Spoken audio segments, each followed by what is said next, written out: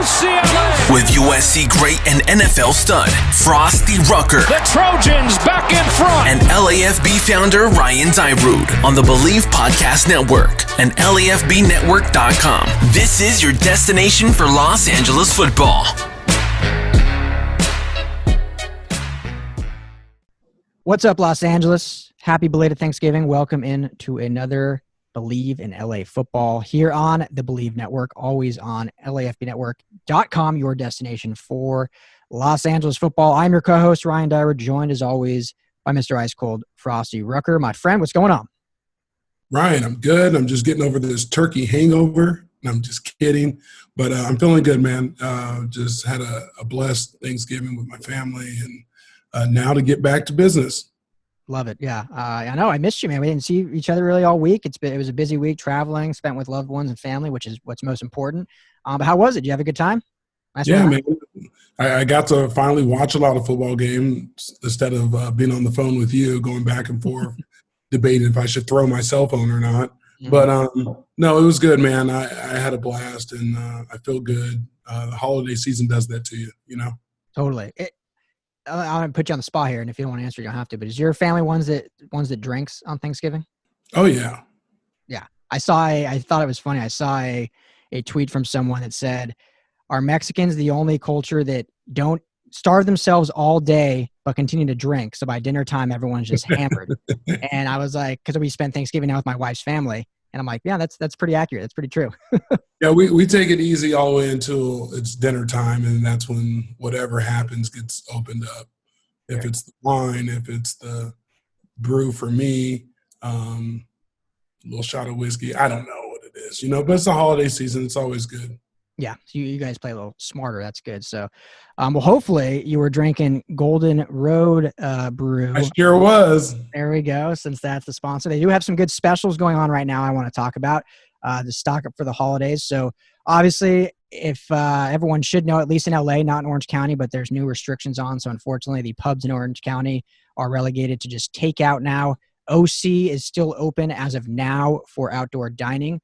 But some of the specials they have 6-packs, which includes our, Bolt Up, our Who's House, for only $7. So nice deal there.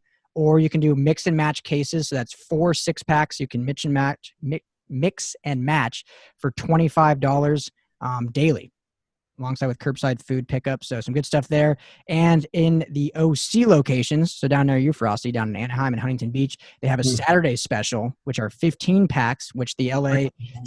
There you go. LA Who's House beer come in those 15 packs for $14.95. So it's less than $1 a beer. You can't beat that. Or mix and match cases for $28. That's 4 6-packs for $28 on Saturdays. So some good stuff. Let's go, people. Let's go, people. I'm a beer drinker, to be completely honest, and I love Golden Road.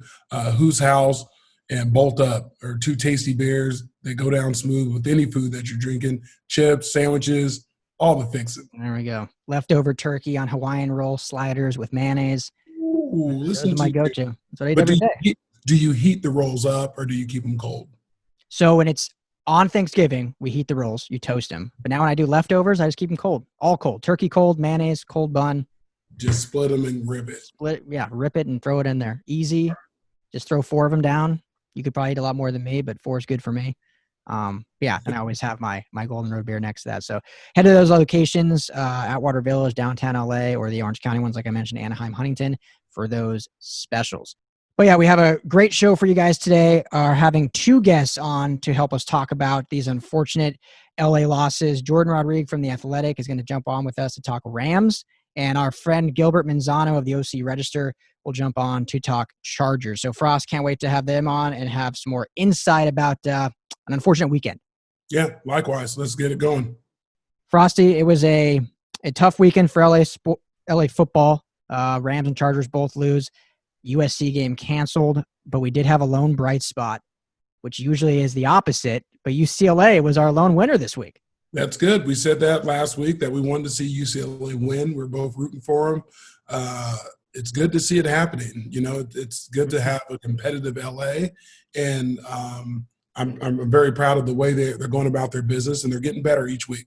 Absolutely. So we'll get briefly into the game. Got to mention first, BetOnline.ag, our partners of the show, of the Believe LA, of the Believe Network. Head to betonline.ag today. Sign up for some great bonuses, plenty of prop bets. NBA season's coming up. I mentioned on my last episode, I hit that 4-team, or I tried to hit that 4-team parlay for our LA teams. So you can parlay to win extra money. So head to betonline.ag. Sign up today. Like I said, if you haven't signed up, they have great welcome bonuses. If you're already there, keep doing it, win some money, and let's round out this year with some good winnings. Yeah, let's go. All right, Frost. So UCLA, like I mentioned earlier, was the lone winner for LA football this weekend. Arizona Wildcats came into the Rose Bowl, and I thought from the jump, UCLA pretty much dominated the game. They've not, unfortunately, you never want to root for injuries, but they knocked Arizona's starting quarterback off on the very first play. So then Arizona was running with I believe a true freshman or a redshirt freshman. And they just really could never get anything going on offense, which I think is a testament to this UCLA defense we've talked about it before, that unit needed to improve, and they're playing surprisingly as the top, I think, 2 unit in the Pac-12 right now. So the defense is playing great so far this year. Yeah, it's good. The one thing I'll say about UCLA, they've had Arizona's number these last couple of meetings. I think they have the last 5 out of 7 contests they've won. So they just kept rolling with that. Like you said, they started off on fire, and they never let up. And like you said, again, unfortunately, it came at the expense of Arizona's quarterback. We never want to see that happening. No injuries are good, especially when we want to see a competitive game go to the wire. But we also want to see our UCLA team win some games, get some confidence, and make this COVID-6 season a special one. And they did exactly that. They took care of business better than USC did when they faced Arizona. Mm-hmm. In it, different quarterback. But, again, UCLA is progressing, and Felton's playing great. Yep. Shout out to Demetric Felton on his great ball game, and he's continuing to make his draft stock go up, and the team's playing good. So, yeah, absolutely, and I'm glad you alluded to that because there's three points I want to talk about this game for us. We'll make it nice, short, and sweet. But first point, Demetric Felton, 4 receptions, had 32 carries for 206 yards and 1 touchdown. The guy's balling out. I tweeted during the game that I think he's rising to a 2nd or 3rd round pick stock status. I know it's way early to talk draft stock, but he's playing that well. He's that dynamic, especially with the way NFL offenses are run nowadays with playmaker type players. I think he can fit on any team and be really, really good. And he's just a great kid. And you talk about all the time how he's just loves the game of football, studies the game of football, works his ass off, and it's showing up on the field. So I want to ask you this, Frosty, about it. 32 carries. He's not the biggest guy. We've talked about it even when we had him on the show. Not the biggest stature. So usually you see 32 carries.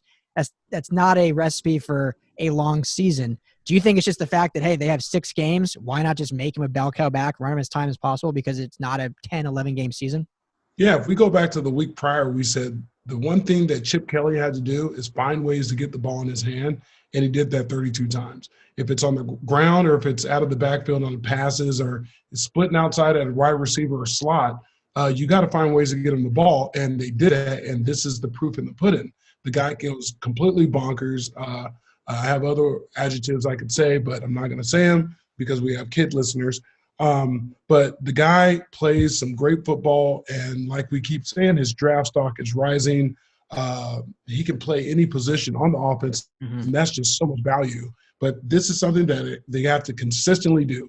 Get the ball to Demetric Felton, and there's their season. Absolutely. And I think, too, the way he runs isn't as punishing on his body. He utilizes the spin move. He's very elusive. So he's not just, pounding it between the tackles, getting laid out all the time. And it shows because a lot of times when you see a running back with 32 carries and high yardage, it's just volume. But he was averaging 6.4 yards a carry. So what he's doing with the football is highly productive and elusive. So that was the first thing I wanted to say. Just shout out to him. Unbelievable player. Shout out to the offensive line for blocking, right? Let's give the big dudes up front a pat on the back. This is the team that continuously gets destroyed in the media. When they don't play well, everyone lets them know. We boast and brag more so about USC just because I think because I went there, and that's just me, not really you. But, again, and this is something that we do, and I'm just glad they're winning because it's going to make that game at the end of the season that much more special. And for the guys that are in the UCLA program, they're used to being the butt of all the jokes, and now they're playing competitive ball, and this is a great thing for confidence, a great thing for recruiting. All they have to do is win, be competitive, and, shake it up, and they're doing that. Yeah. Well, that's perfect. That leads me to my next point, Frost. I want to talk about Chip Kelly and this future of this program briefly, because we talked all offseason how this season there wasn't a lot of high expectations for UCLA. It wasn't like they were going to be in the Pac-12 championship. They weren't going to be competing for a college football playoff. We just wanted to see in these 6/7 games if Chip Kelly was going to be the future of this program, right? This was kind of a resume builder that, hey, is this program in the right direction? And in my opinion, I think he's done that. I know they're 2-2. They've lost 2 games. And I know turnovers are part of the game and part of that can be put on coaching, but you take out some of these horrific turnovers and this potentially could be a 3-1 or even 4-0 team. Again, it's all hypothetical and, turnovers are part of the game, but I think that shows that they're in the right direction. The offense is moving the ball. The defense is much improved.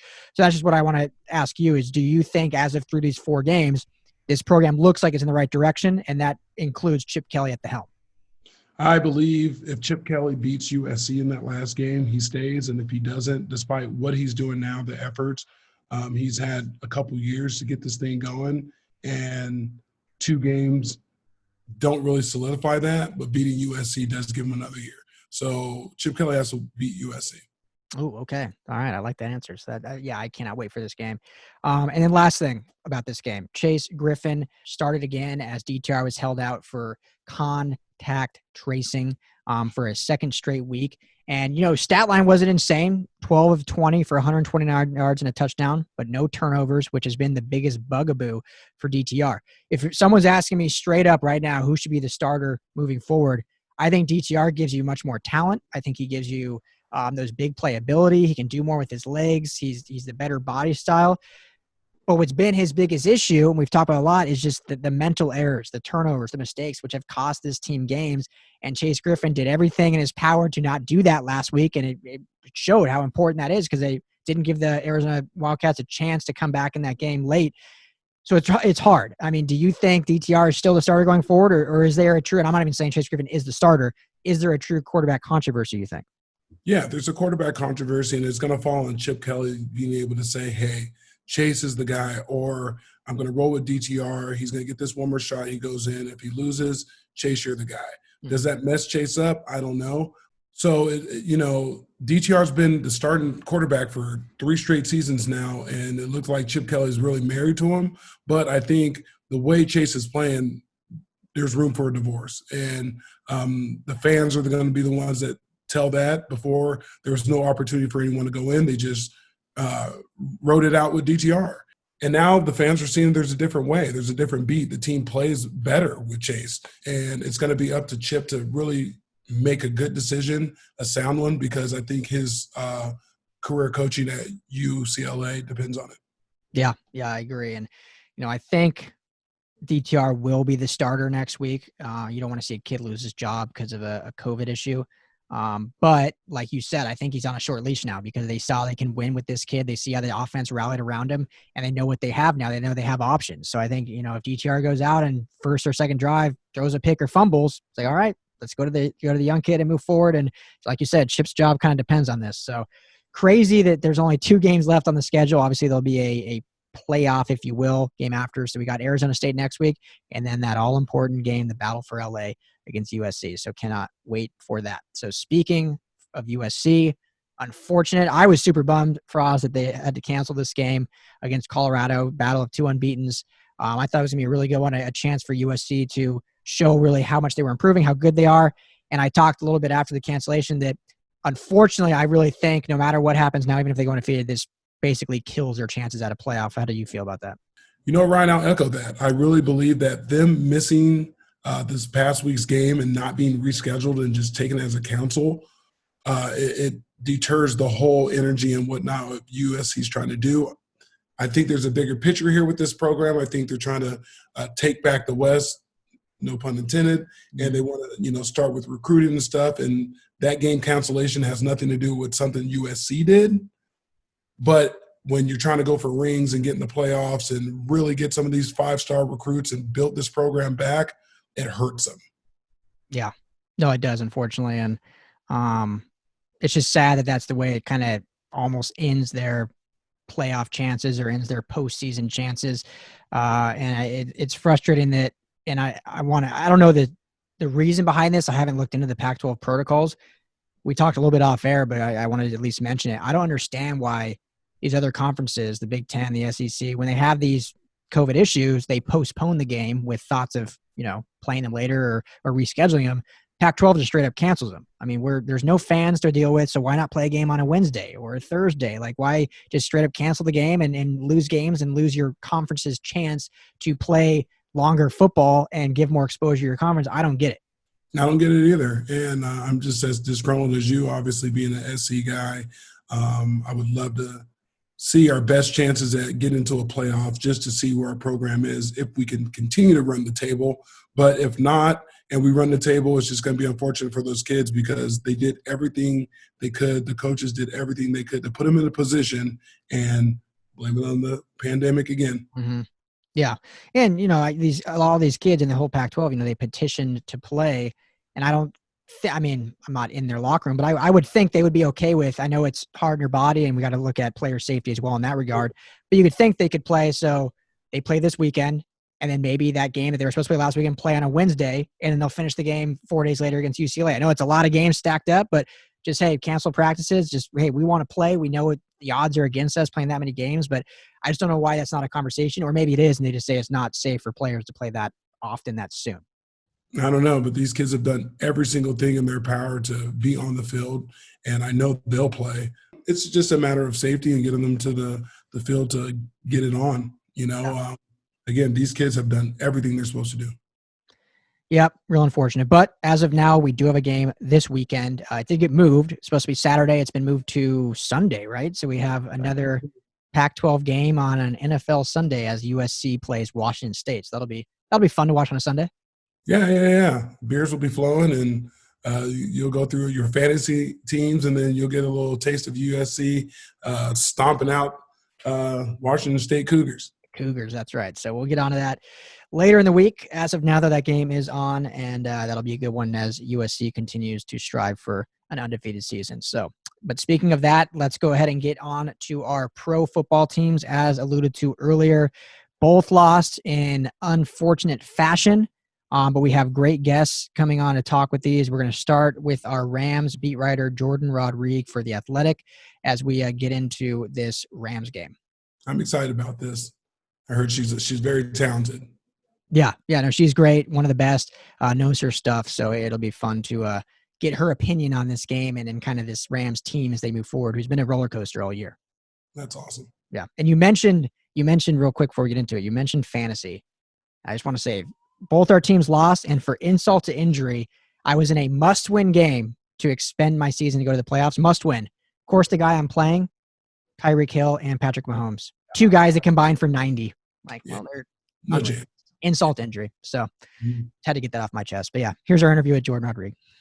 All right, Rams fans, got a great guest for you. She's been on before, but she's back again now to talk with me and Frostee about the Los Angeles Rams. It's Jourdan Rodrigue from The Athletic. Does fantastic work. I know all of you know her well. But Jourdan, what's going on? How you doing? I'm good. I try to stay pretty even keel. I know Rams fans are not feeling super good this morning, but I try to stay pretty even keel with it. But I'm here to listen, you guys. I see your tweets. I hear your angst. So Rams fans who are listening, I hear you. You are validated. But yeah. Well, I think everyone is included is not just on this Zoom call.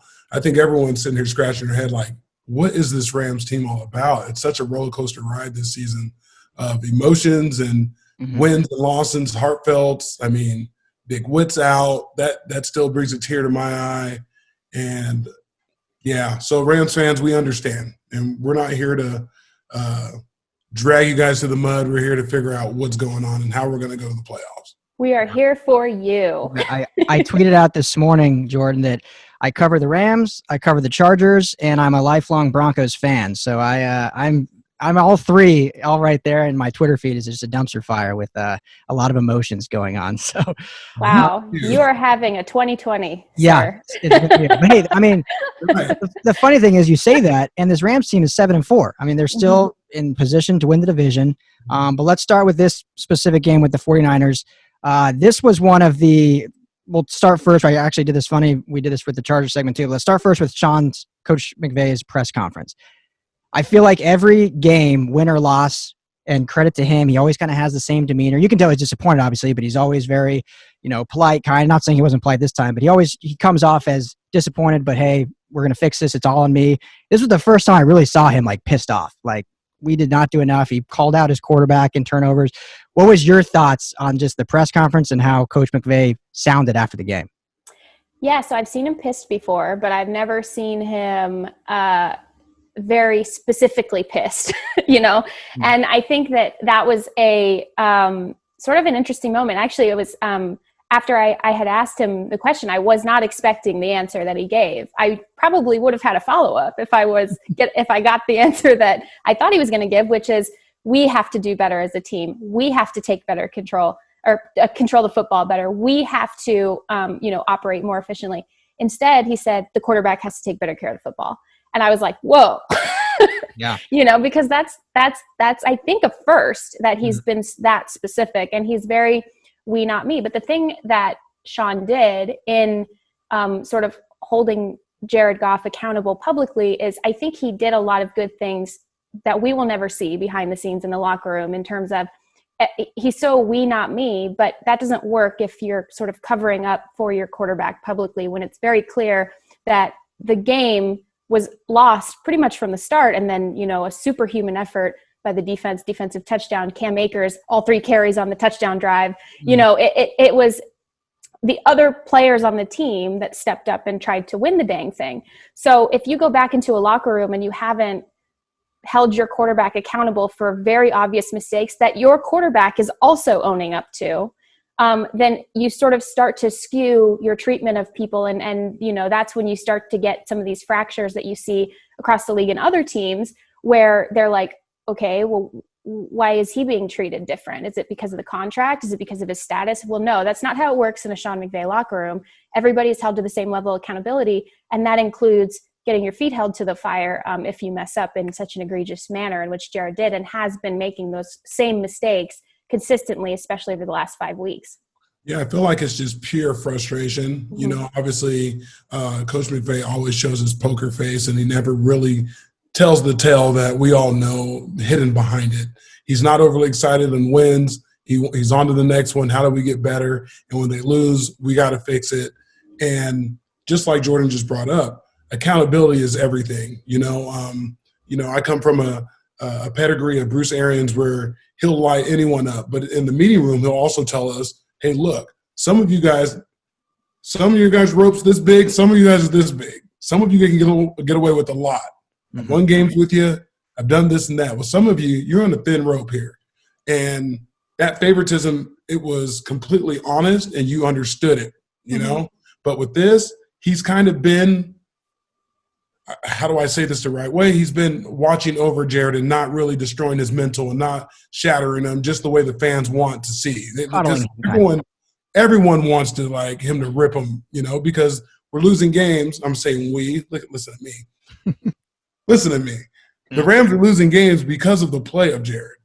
And, I'm not totally not a fan of his. I think he had a great run. He's done good. He is the quarterback. And if not because of Aaron Donald, he's the other face of this team and franchise.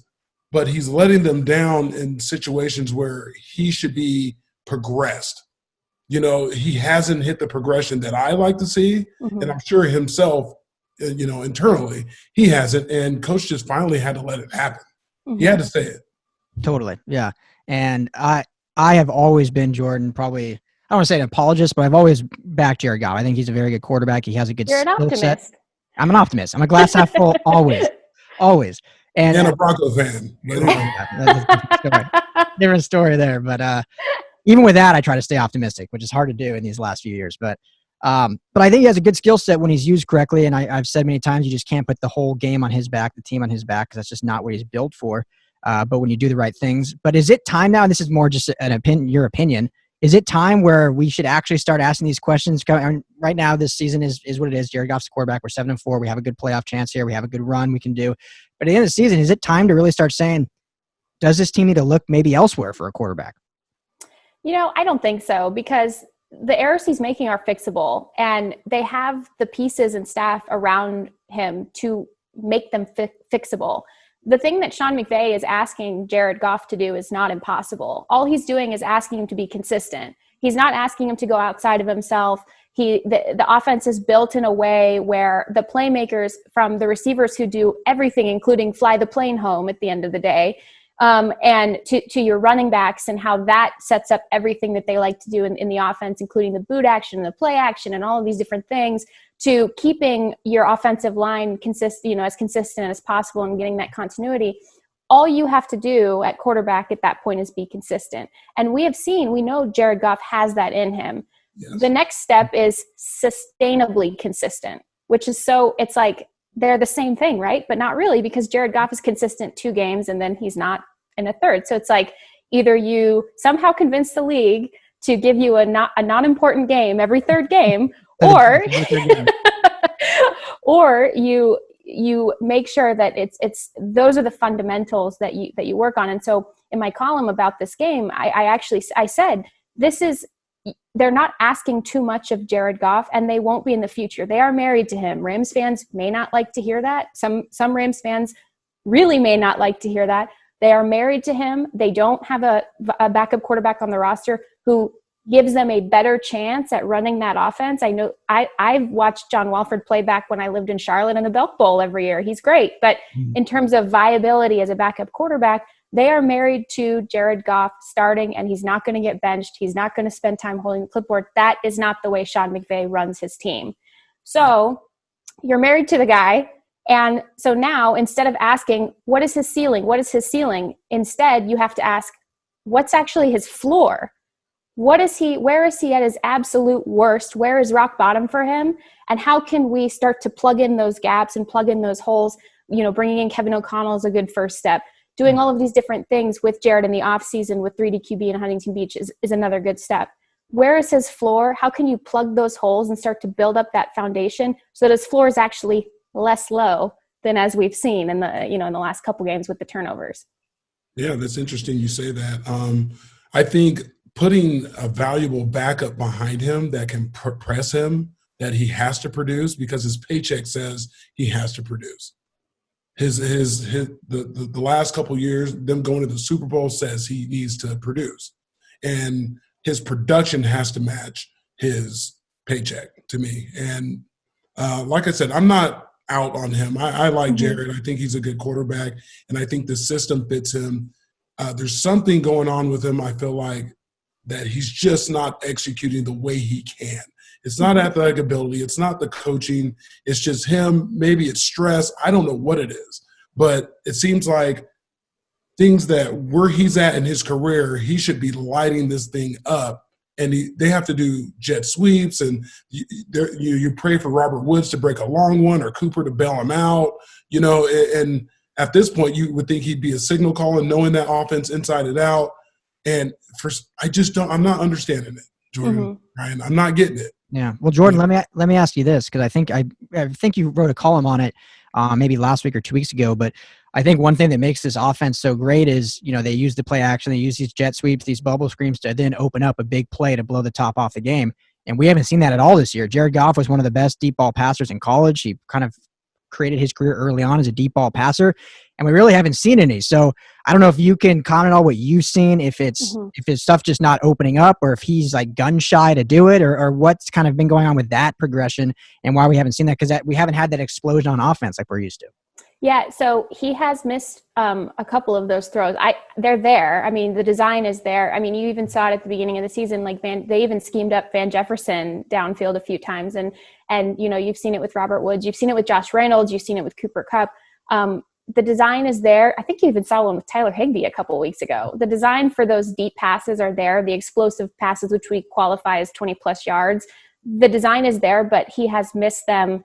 I think on more occasions than not. There is also, however, sort of this recency bias of if you're not hitting the play that gets our dopamine levels going, does that mean that you're not then succeeding in explosive plays? They actually are 6th in the league in explosive passing plays, and that's obviously very good, but you're not seeing it happen through the air. Instead, you're seeing it happen with the yak yards, right? And so I asked Sean about this like early in the season, because I was like, hey, do they just not throw deep here? What's going on? Because obviously this is my my first year on the Rams beat. And I was like, did I just not do it?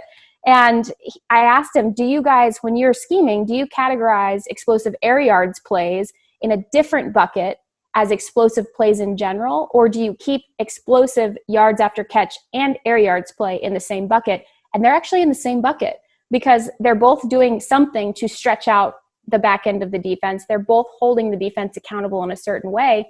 Obviously, you'd like to have that explosive air yards play once or twice. It's like seasoning on your food. You want the right amount, and you want to sprinkle it on, once you get the right amount. And I really like seasoning on my food, so I would probably want it more. But I also, that's just not how it works for an offense.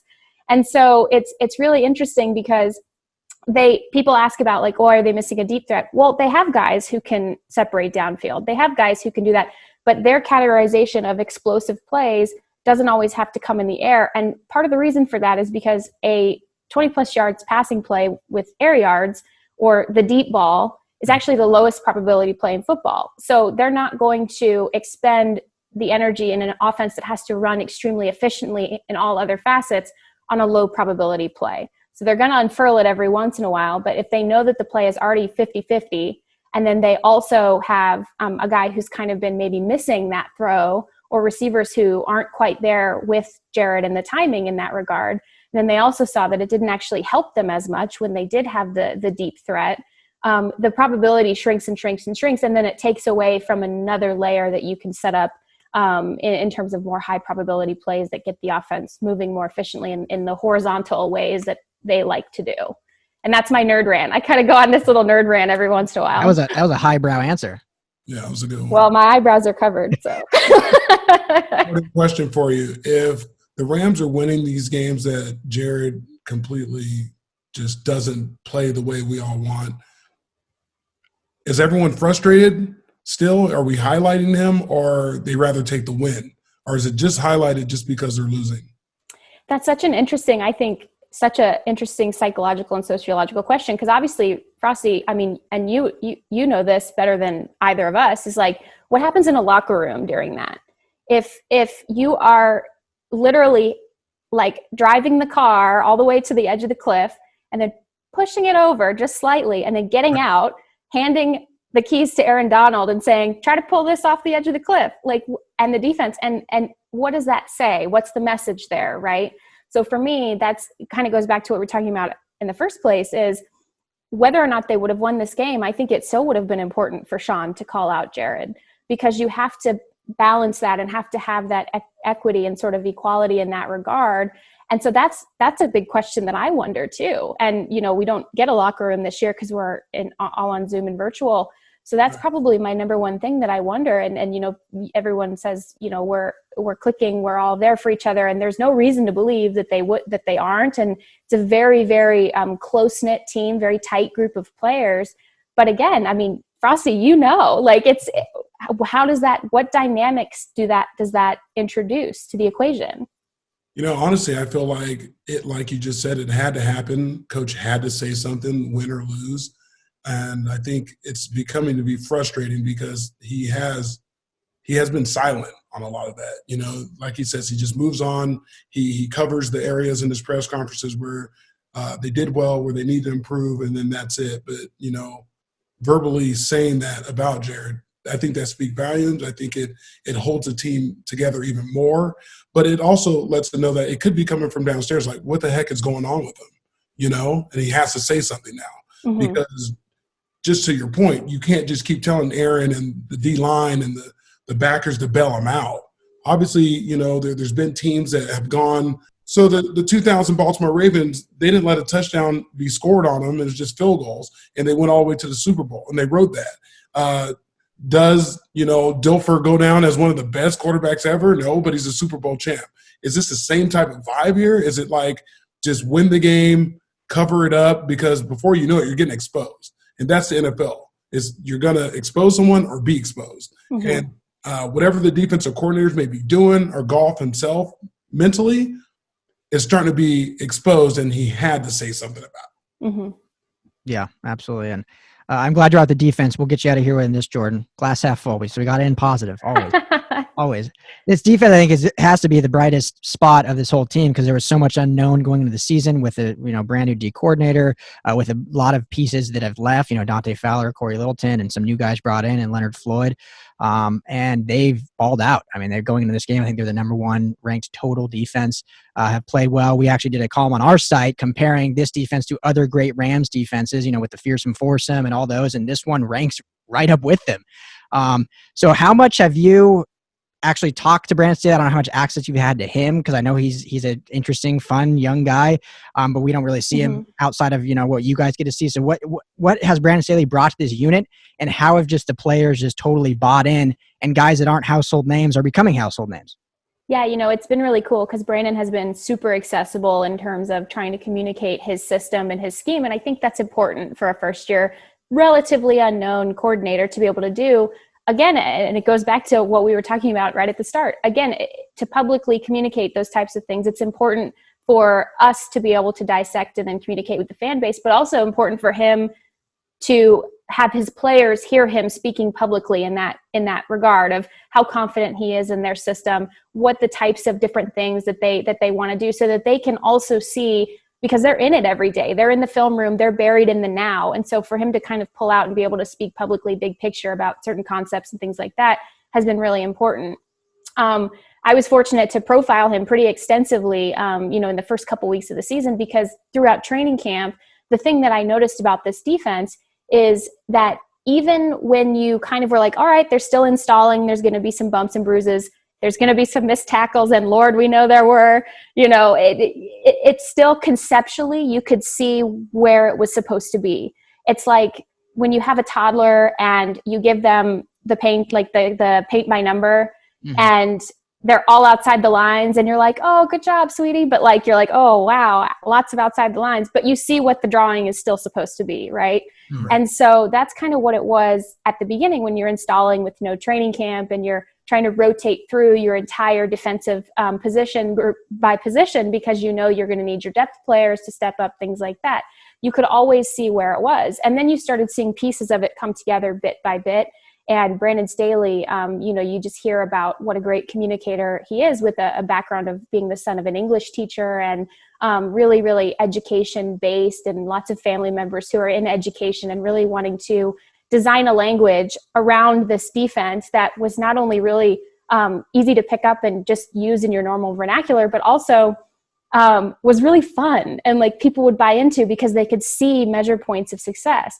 So you started to see little pieces and pieces of it come together, right? And you guys will remember super well. First, you saw them playing a lot of base. And then when you saw them roll out the star position, Troy Hill's in the star. Well, then you see the actual iteration of what the star is supposed to be with Jalen Ramsey. And then you see Jalen Ramsey pull back out, and he's sticky with Mike Evans. And then you see how he can go inside and outside, very, based on what the other alignments are. You saw that with DK Metcalf and Mike Evans. And then you see other defensive backs fill in, and then you see them use an extra safety to come in and hide sort of what's a polite way of putting this, sort of the discrepancy between the rest of the defense and the off-ball linebackers. And you sort of start to see all of these things start to move and rotate, and then you pull out again, and you notice that it all rotates and orbits around Aaron Donald and Jalen Ramsey. And it's like two solar systems that are moving constantly around and around each other. And so, and it's interesting because then Brandon Staley, he goes during the bye week and he shows them cut-ups from their very first day of training camp, their first 7-on-7 that they ever did, which was God only knows, right? And then he takes them all the way back into right before the bye where they still are playing solid defense. And he shows them the benchmarks of what they've learned and what they've put together. And then he conveys to them where they still have yet to go. So I think that's a really special thing as a coordinator, as a teacher. For me, it's fun as hell, guys. Because I love defensive football. That's what I cut my teeth on. Defensive football is my stuff, right? And so I really, really love watching, like I said, how everything sort of orbits around and the pieces all move and all the pieces matter. Guys like Nick Scott coming in and playing underratedly well yesterday. Guys like Darius Williams shining, Jordan Fuller, all of the pieces of this defense matter. And I think that's cool. Yeah. That's great. So it was 7-on-7, it was having to paint inside the lines, finger painting, and then he's giving him a paintbrush, and then soon it'll be like a marker. So. That's like when you walk in the house and all this stuff's on your wall, and you're like, what what's going on. Yeah. Oh man. So, well, yeah, a lot to talk, a lot to get into with Goff and all that, but I think overall this team is still in the right direction. Hopefully, I just need to correct some things. We'll see what, moving on to the next. And this is still a team of 7-14 that has a chance to win the division and compete for that first spot in the NFC. So I think good things are coming. But Jourdan Rodrigue, you're one of the best in the business. You have not only a great writer, but just your football mind, I think, is awesome. And you proved that again today. So thank you for taking the time and chatting with us a little bit about the Rams. Thank you guys so much for having me. It was really a pleasure being on. And I already told Frostee, but I watched a lot of his tape when I was coming up through. So I was pretty stoked. Yeah, I was pretty stoked to be on. There was a lot of tape to watch. Yeah. Not yours, Ryan. I couldn't find yours. I don't know where yours was, but no. There's none out there. You'd be going about that. Yeah. You'd have to go to my mom and dad's house and dig up the archives if you want to find any of that stuff. It's called VHS. Exactly. Yeah, not even the little tapes that go in the VHS. Remember those? Oh, okay. Remember those? So, all right. Well, Jourdan Rodrigue, where can everyone find you at? You guys can find me on Twitter at Jourdan Rodrigue. Remember, there's a U in the first name and no Z at the last name, and it's a G, not a Q. So there's a lot going on there. And then you can find me at The Athletic Los Angeles. We're always running deals for subscriptions. I obviously just came onto the beat in May, but really have enjoyed my time here so far. And it's because of people like you who welcome me in graciously and have me on your great podcast. Big fan of you guys as well. We appreciate it. Thank you so much. Stay safe, and I'm sure we'll talk again soon, okay? Take care. Thanks, Jourdan. What a great football mind, man. Right? I'm telling you, it's good to have an in-depth conversation like that, talking about the Rams, where someone could really fillet it out there and talk football, talk analogies and how to put it together. And, to your credit, this was a great guest for us. Yeah. No, I know. I had her on before the season, right when she got on the beat. Before you joined the podcast, and I was like, oh, she knows her stuff. She's great. So I had to get her back. And I could see you getting excited when she was talking defense. You're like, she knows what she's talking about. Yeah. I mean, it's nothing against any of our prior guests. The conversation goes in different ways, but when someone's really in depth and loves what they do and loves talking about ball, and then, when I'm hearing, safeties rotating and coming down and, how it orbits around AD, and that's good stuff. Great stuff. Yeah. So big thanks to Jourdan for coming on. Hope you guys enjoyed that. Before we just put a bow on that, I know we got into it big, but you still feel good about this Rams team though? I mean, I know we talk, it's funny because it's like every week we talk about it's a roller coaster. Last week I was like, this is a Super Bowl contender. And after yesterday, it's like, but at the same time, I think just the Niners have their number. It's a divisional game. I know they've won 4 straight, but sometimes teams just have your number and you go on to the next and, you improve where you can. Yeah, I think the Niners have their number, definitely. They can match the intensity. Even with injuries on that Niners squad, for some reason they know how to gut it out, edge it out. And I don't know how they're getting these wins versus the Rams, man, I'm telling you. But it's a divisional game. Like you said, and any Sunday when these Rams got to face the Cardinals, they got twice, they got to face the Seahawks twice, 49ers twice. I mean, those are the best teams in the NFL, despite the Niners record. But the Seahawks and Cardinals are 2 of the best teams in the league. And now if you look at it, this is a tight race, and it's going to come down to the NFC West. Yeah, and even the Niners, who are now 5-6, they're in the Super Bowl last year, so they're still a good team, have a good pedigree, just dealing with some injuries and stuff like that. So, and I think too, we didn't talk about this in the interview, but I think McVay, he would never tell you this, and who knows? I mean, I haven't met him, who knows personally, but I think some of it stems from maybe him versus Kyle Shanahan. They were both hired the same year. Absolutely. They've both been deemed these offensive gurus, and now 4 games in a row, they've lost to him, and they haven't lost. It'd be different too. I know Sean just wants to win. That's all he cares about. But it hasn't been in a shootout either. Like, it hasn't been like they're putting up 40-plus points. It comes down. They've lost because his offense hasn't been successful. And so I know he probably kills him inside, not only to lose to Kyle, but the fact that his offense is the detriment of the team right now.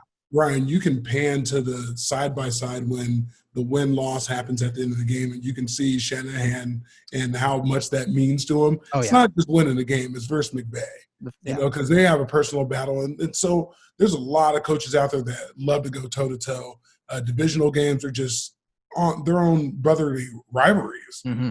And it's a good one to see. And, those are must-sees. And the fans miss out not being able to be in attendance for these games. Yeah. But, going forward, this should be around for a long time.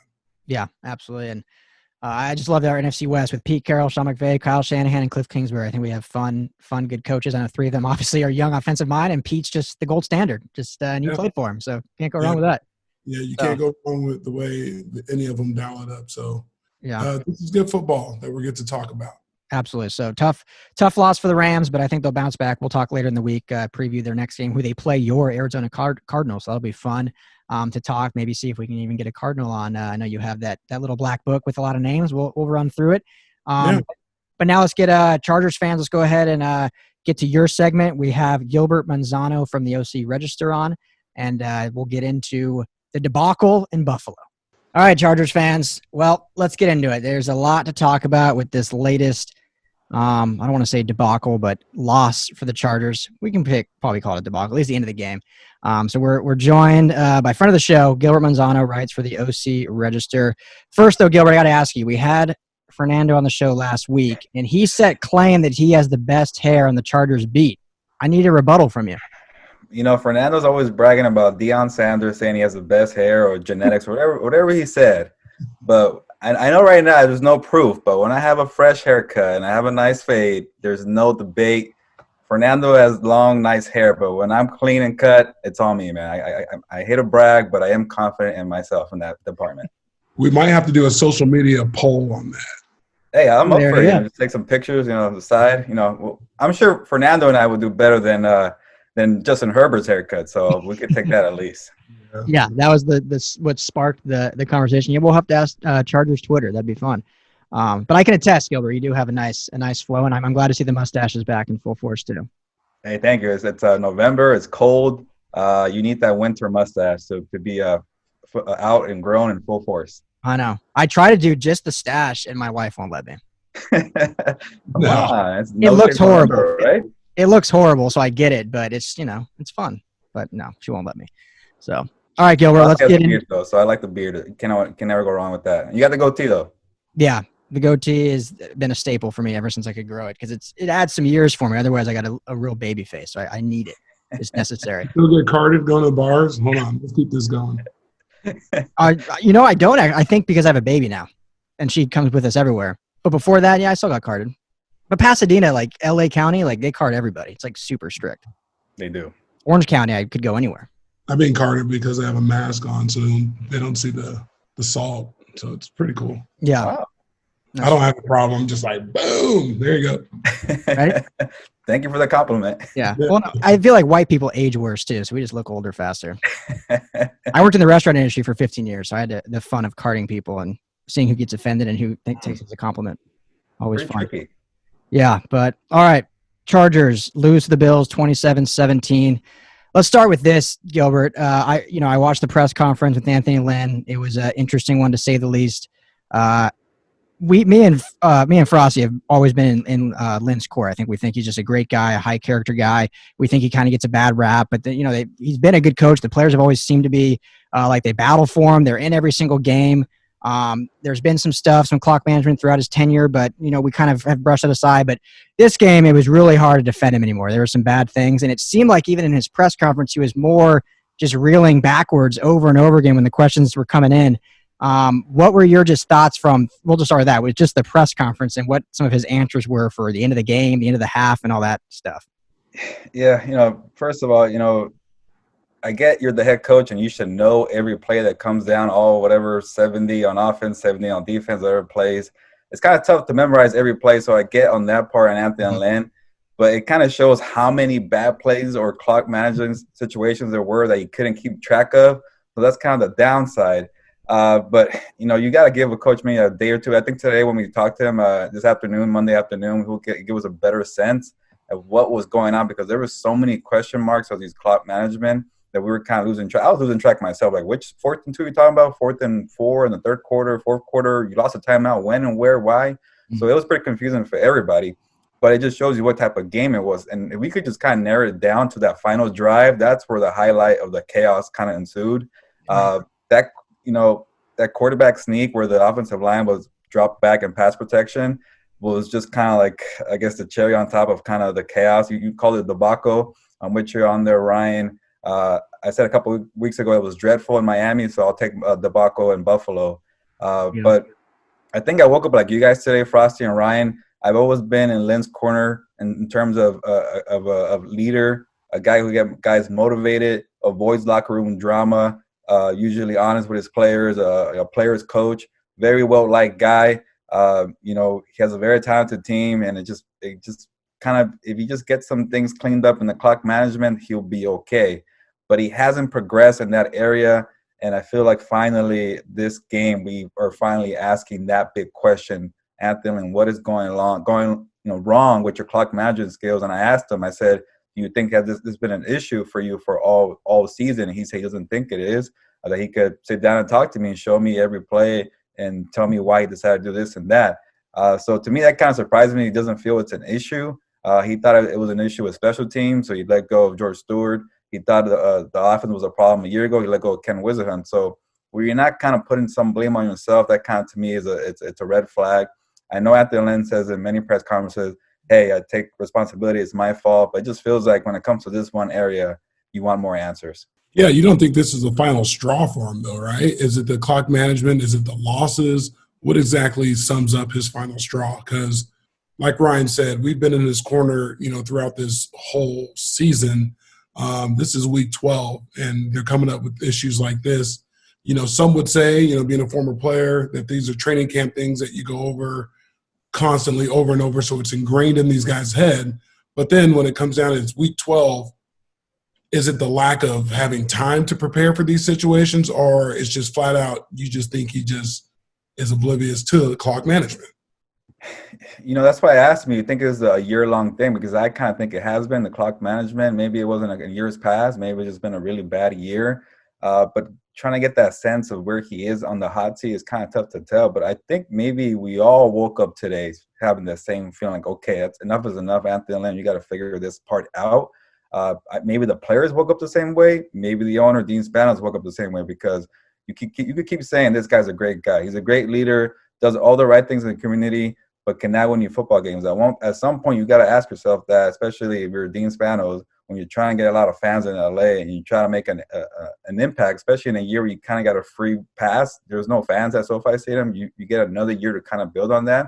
And when the fan base is fed up, maybe the players start thinking about having doubt. I know players haven't said anything like that. I know Austin Eckler said he was surprised that they ran the ball after the Hail Mary. Why would you run the ball when you have no timeouts and you're still down 2 possessions? Why not spike it or throw it? Austin Eckler didn't call him out, but he said he was surprised. So I think maybe players are now thinking and having some doubt, but they won't point fingers just yet. So that's when you really know this is getting out of hand. But if you're Dean Spanos and you're seeing Charger fans fed up and you go into 2021, you're trying to buy season tickets and you see Anthony Lynn on the media guide, that might turn people off. So I think you have to take that into account. So it's up to Dean Spanos, but for me, I kind of want to wait out to see these next – it doesn't matter what I think, honestly, but the next five games, what can he do? Can he improve in that specific area? Because you already let go of your special teams coordinator. You let go of your offensive coordinator. Now what can you do to improve? And that doesn't happen. I think Dean's going to think about it long and hard at the end when it comes to, firing head coaches. Yeah. Yeah. And, last thing I'll say about the clock management, I feel like when you watch around the league, we see that happen kind of more often than we talk about, but if teams win the game, you don't think about it, right? Like, so for instance, we'll talk more about the Rams obviously later in the show, but I can remember specifically last week against Tampa Bay at the end of the half, they were in field goal range, trying to get a little closer, no timeouts. They ran a screenplay where Robert Woods runs all the way down to the 10-yard line.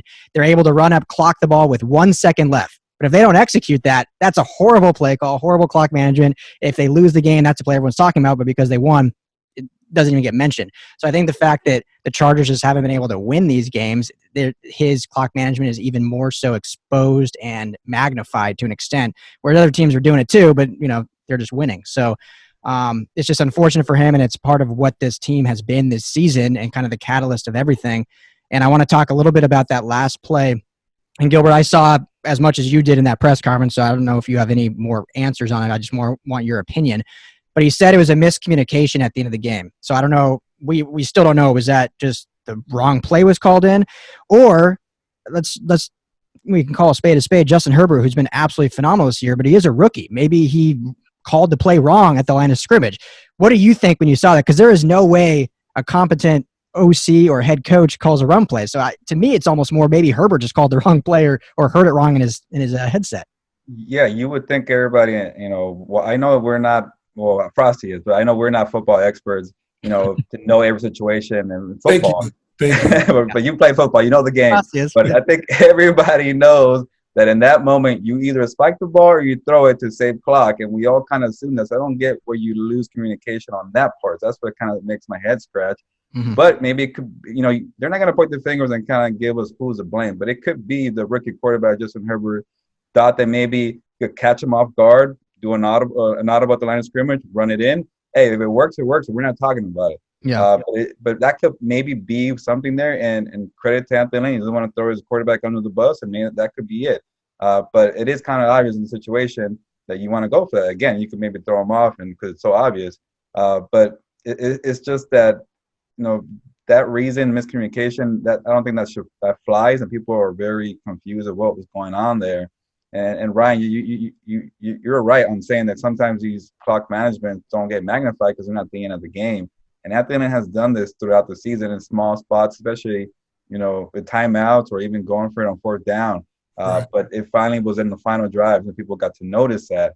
But with this team, it's always something different, the way to lose. And you think you forget that Justin Herbert is a rookie quarterback. He's a baller. He's doing really great, having a historic rookie season. But he's still learning out there. And maybe that's where Phillip Rivers came in the past 3 years, or when he was back to Lynn. He didn't even need a call. He would just execute. he just ran in and did whatever he wanted. Maybe that's not a good thing, but he knows situational football, and maybe Herbert's still learning that point. Yeah, I think it's going to fall in that. I think Anthony Lynn is a great guy. Obviously, that's some of the things that is surrounding him when you talk about what his character is. Great guy, great coach, leader, this, that, and the other. And leaders don't throw anyone under the bus, especially when you're at the top. You take it on the chin and be like, it was me. I don't know how many times he can do that. And, these are in-house things, right? These are things that's going to be addressed in the team meeting. I stood on the table for you because of this situation. Or he'll pull him to the side like, I got your back. Maybe we didn't go over it too clear. You didn't understand and you weren't paying attention, but I'll take it, But, I come from the pedigree of being coached by Bruce Arians where anyone can get it. Tom Brady, Carson Palmer, Larry Fitz. He didn't care. If you screwed it up, you screwed it up. But on the opposite side of that, he never took the blame for anything. So, I've seen both spectrums of this. I do have to put a little bit on the quarterback. Obviously, we're big fans of his too, big fans of Coach Lynn. But how much of that true character is going to get in the way of him keeping his job? Yeah, that's a tough. You got to decide. And I think maybe for the Chargers, they're so good at keeping things in-house that maybe that was the right approach. You're going to take heat and you're going to take – people are going to be forcing you for answers. But when you sit down on Monday morning for the meeting, what happened? Let's get it on the air. That's when you really know what happens. And maybe, Tom Telesco is aware of that. Dean Spano is aware of that. It wasn't on Anthony Lynn. You're not on the hot seat. Let the media think whatever they want to think and social media. We move on. That could be definitely it. But I think for me, when you keep seeing the losses pile and mount up, it could be a whole collective group. Maybe you need a new change. But you think you're right, Frostee, that maybe Anthony Lynn shouldn't take the bulk of the blame. He's just trying to figure out a way to kind of take it away off his players, and that's a good thing. And maybe that's why he's so beloved in the locker room, because he doesn't throw people on the bus. Sometimes he does kind of call out guys, but not too much, like Bruce Arians, like you mentioned. But I think Anthony Lynn has his way to keep the locker room intact. Maybe this is the way he's doing it. Yeah, and like you mentioned, the fans pay the check. I know they're not in stands this year, but next year supposedly should be. And like you said, if they're done with Lynn, unfortunately, the organization is going to need to take that into onus because they're still a team fighting for fans in the city of Los Angeles. And if they have a coach that fans don't want, tough sledding with that. So, Gilbert, I want to talk a little bit about some positives before we get you out of here. I thought the defense played a lot better. We talk about how much we love Anthony Lynn, but we've certainly had our doubts about Gus Bradley and what he's been able to do. They get Chris Harris Jr. back yesterday. I know you just got off a call with him, so I'd love to hear some thoughts on that. And then Joey Bosa finished another great game, 3 sacks. Really, he was a guy that kind of called out the team himself, saying, hey, we have to execute. It's on us. And he showed out and balled out. So what were your takeaways from the defense that I know they gave up 27 points, but they gave up, 250 total yards and had 3 turnovers, so they played well. Yeah, for the most part, they shut down a very good Bills offense with Stephon Diggs and Josh Allen. And before I get going on that, I just want to say, Joey Bosa has been great in terms of talking to the media. He was always kind of bad before that. He's just kind of shy. But I think now that he's kind of the face of the franchise with that Hollywood big money Bosa paycheck, he's talking. He's challenging guys, calling out guys. I kind of like it. And Chris Harris Jr. was joking that on one of his 3 sacks that he should get half a credit because he was on his guy. And maybe he was forcing Josh Allen to pump fake a couple times, buying Bosa more time to get that sack. So they were joking around. But that was a very good defensive performance. I didn't like the flags. Jared Taylor had a couple. Rayshon Jenkins had one early on Stephon Diggs that kind of led to some points there. But when they needed a stop or a turnover to kind of keep that game going, that rally, they stepped up big. They had 3 takeaways and 7 plays from the Bills, and the Chargers offense only got a field goal from those 3 plays. And it just shows you how frustrating these Chargers are. They keep saying we need takeaways. We got to get takeaways at crucial times and get a crucial stop and give the offense back the ball. And then when they do that, they can't score points. So it's just always something with this team. And they keep saying things, and when they get it, it just goes the other way. Yeah, that's unfortunate. This is just like you just said, Gilbert, that we've ragged on the defense the whole season pretty much, that they come incomplete. There's injuries. There's missing holes. They play really good first halves, and then they break down. This one, they pretty much played a pretty sound game, and, their playmakers stepped up, like we just talked about with Bosa. He had a career day. And then the offense doesn't do its part, where the offense has held them in these games this whole time. So, yeah, this is maybe that one game, and it sucks that there's always something, right? There's always something with this team, but why they lose. And it's like, it sucks because they don't get the benefit of the doubt to have a bad day. The offense doesn't get the benefit of the doubt to have a bad day on the Sunday, and neither does Coach Lynn. So this is going to be an interesting next couple of weeks. Maybe they already got their mind made up with the next coaching position, or how they're going to take on they could be thinking forward of, OTAs and minicamp with COVID, how they're going to figure this out, because there's a lot of learning and a lot of growth that can happen, and there's a lot of luck. So I'm interested to see this next couple of weeks of what happens with this team and how they finish. Is the defense, if they're, getting Chris Harris back, getting Bosa back, playing the way he is, does that do it to secure some wins? Because the offense normally would be doing their job and keep them right in the game, scoring points. This time it just didn't happen. Yeah, and we were always, for a month we're talking about Gus Bradley, and people are saying he needs to go and his defense is struggling. Then he has a game like this. And with Gus Bradley, it's always about, personnel and scheme. He doesn't go away from what he does well, but he needs the right players to do that, to run the single high safety and zone defense and rush 4 guys. When you have Chris Harris back, it kind of shows. And I know you don't have Casey Hayward or Melvin Ingram, and Joey Bosa had a monster day to kind of keep you in. But I think with Gus Bradley, it's always been like, I limit the big plays. I keep the scoreboard kind of in hand. Just give me the right personnel and we'll make it work. And he's done that in years past. So maybe as guys start coming back, I don't think Ingram will come back this year, which, for him is going to be tough because he's going to be a free agent in 2021. If Uchenna Nwosu was able to come back, he is either replacement for Ingram. So all these guys have to kind of earn this job for next year, along with, figuring out if Gus Bradley is still the guy if Lynn does come back. I just don't see a situation where, Lynn is gone and Gus Bradley is still there. That'd be crazy. But if Lynn comes back and do you want Gus Bradley to be your defensive coordinator, I think for him, these next 5 games, if guys get healthy, to show what you did in Buffalo is a real deal, and you could do that when guys are healthy. Yeah, personally, I don't have any knowledge, but I would be surprised if both guys are back. I just think, especially with the Chargers' history of injuries, you can't bank on him having a full healthy roster to make his scheme work. So, I'll get you out on this because I love seeing him play. Austin Eckler came back, 25 touches, had like 11 catches, had 14 rushes, probably more than they would have liked. Did he talk at all after the game about his body, how he's feeling? Is he sore? Is he feeling okay? Yeah, he said he was pretty sore. He was surprised at how many touches he got. I think that was a career high in snaps that he had yesterday. Coming off a torn hamstring in 7 weeks, and you're playing like you didn't miss a beat. He was the same old Austin Eckler. And it's just tough because you start assuming that this offense with Justin Herbert, which is clicking and scoring like crazy, you bring in a dynamic guy like Austin Eckler, you would think it will make it better. And then took a step back, and Austin Eckler was the only good player on that field on offense yesterday. So it's such a crazy Chargers team. But you would think eventually Austin Eckler and Keenan Allen and Mike Williams and Hunter Henry and Justin Herbert would figure it out together. but it doesn't seem like it's going to happen in 2020. Yeah, just laying off those names right there, that should give you at least 9 wins right there, right? You would think. It's crazy. We think that every summer looking at the roster. Right. It's just very unfortunate, like I said earlier, that you do not have a chance to have a bad day being a Charger right now. And that goes for the whole roster, coaches included. And hopefully going forward, they understand that these 5 games are like playoffs.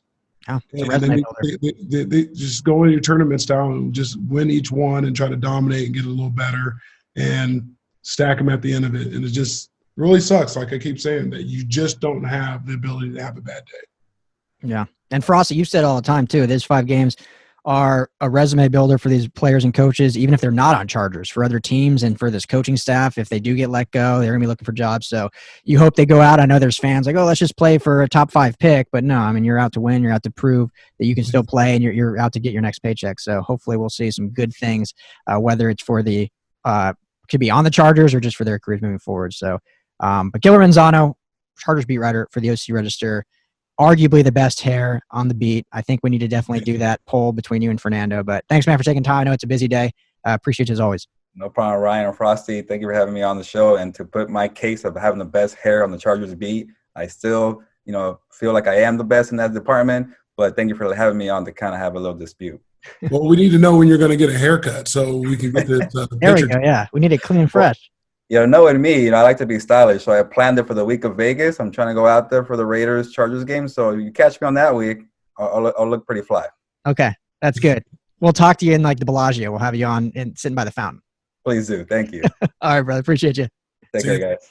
All right, big thanks to our friend Gilbert Manzano from the OC Register. Always good to hear his thoughts on Anthony Lynn and this team, and we'll just see if the Chargers can start to improve and basically – Coach Lynn's fighting for a job, so we'll see what they do next week.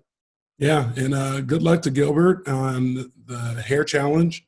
I know it's going to be a tough one to judge, but no, I just want to say it's always a pleasure when he gets to jump on the line with us and give us a little insight. He's a very talented guy over there.